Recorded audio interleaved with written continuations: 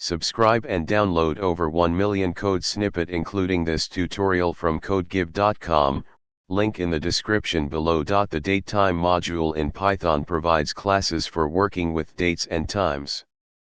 When dealing with dates and times, it's often important to consider time zones, especially in applications that involve scheduling, logging, or working with users in different parts of the world.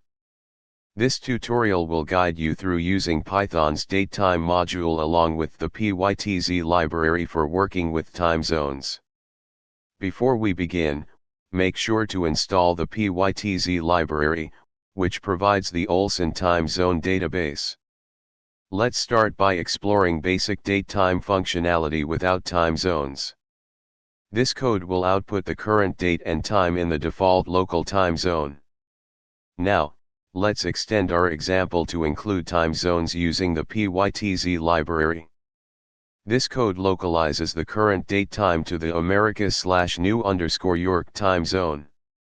You can replace the time zone with any valid time zone from the Olson database.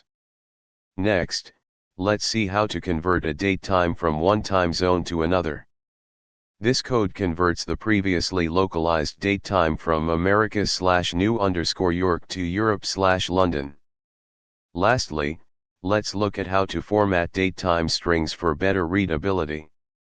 In this example, the %y-%m-%d%h%m%s%z format is used, which represents the year, month, day, hour, minute, second, and time zone.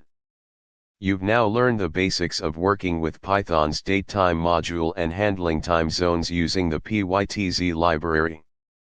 This knowledge is essential for building applications that involve time-sensitive operations across different regions.